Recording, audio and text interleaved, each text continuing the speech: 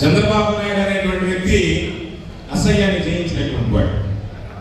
ఎవరు ఎన్ని మాట్లాడుకున్నా పాత రోజుల్లో విన్నాం, పురాణంలో ఘోరమైనటువంటి తపస్సు చేసి మృత్యువుని జయించారు అని చెప్పి.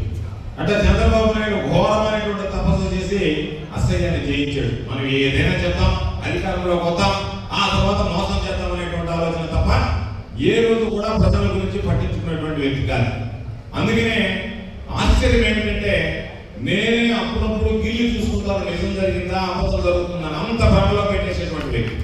చాలా మంది అంటారు చంద్రబాబు నాయుడు బ్రహ్మాండమైనటువంటి పరిపాలనా దర్శకుడు అని చెప్పి. ఏ రోజు కూడా చంద్రబాబు నాయుడు పరిపాలనా దర్శకుడు గారు. చంద్రబాబు నాయుడు బ్రహ్మాండమైనటువంటి మోసగాడు కాబట్టి, ప్రజలను ఏ రోజు ఏ విధంగా కష్టపడేటువంటి విద్య తెలుసుకున్నారు కాబట్టి ఈరోజు రాయించాడు తప్ప.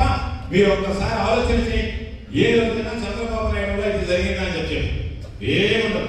చంద్రబాబు నాయుడు నిద్రలేస్తే కమ్ము మార్పకుండా సెల్ ఫోన్ నేను కనిపెట్టా, హైదరాబాద్ నేను కట్టా, పాప ఆయన కులి కుతుబ్ షా ఎక్కడ ఉన్నాడు, హైదరాబాద్ కట్టినా, ఆయన ఆత్మ ఘోషిస్తుంది, నేను కట్టిన హైదరాబాద్ లో నేను కట్టానని చెప్పి చెప్తున్నాడు అని చెప్పి. ఒకటే రెండే విషయాలు చంద్రబాబు అందరికన్నా ముందు శంకుస్థాపన చేస్తారు. మీరు కావాలంటే చూసుకుని ఎక్కడైనా శంకుస్థాపన రాయి చంద్రబాబు. ఆ తర్వాత వచ్చినటువంటి వాళ్ళు అష్ట కష్టాలు బట్టి కడతారు దాన్ని. తీరా రిబ్బన్ కటింగ్ దగ్గరికి వచ్చేటప్పుడు వచ్చి చూశాను, మొత్తం నేనే చేశాను, నేను ఫౌండేషన్ వేసాను, నేనే ఓపెన్ చేశాను అని చెప్పి. అంతే తప్ప మధ్యలో ఉండేటువంటిది ఏమీ చంద్రబాబు నాయుడు పట్టించుకునేటువంటి పరిస్థితులు.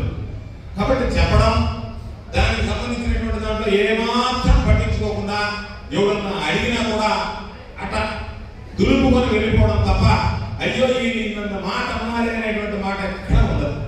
అందుకని ఈరోజు సూపర్ 6 అని చెప్పి ఒక 6 పథకాలు చెప్పాడు.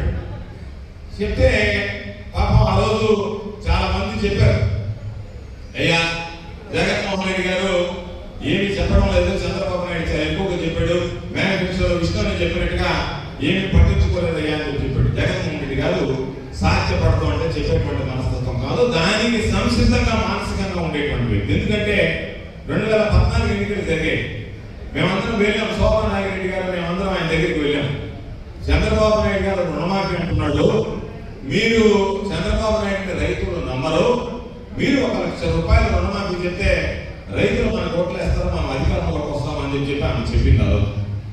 జగన్మోహన్ రెడ్డి గారు అంతా ఒకటే మాట చెప్పాడు, చంద్రబాబు నాయుడు మోసం చేస్తున్నాడు, ఎట్టి పరిస్థితుల్లో రుణమాఫీ ఇవ్వలేడు, కాబట్టి చంద్రబాబు నాయుడు లాగా ఆచరణ సాధ్యం కానీ అమలు చేయలేనటువంటి ఈ హామీనిచ్చి రేపు అధికారంలోకి వచ్చి అది చెయ్యలేక రాజశేఖర రెడ్డి గారు బ్రహ్మాండంగా చెప్పినటువంటి మాట కట్టుబడితే, రాజశేఖర రెడ్డి గారిని చూసి అదే విధంగా పరిపాలిస్తారని జగన్మోహన్ రెడ్డి గారు కొట్టేస్తే, జగన్మోహన్ రెడ్డి గారు మనల్ని మోసం చేశారు అనేటువంటి ఈ రాష్ట్ర ప్రజలు బాధపడేదానికన్నా అధికారం కోల్పోవడానికి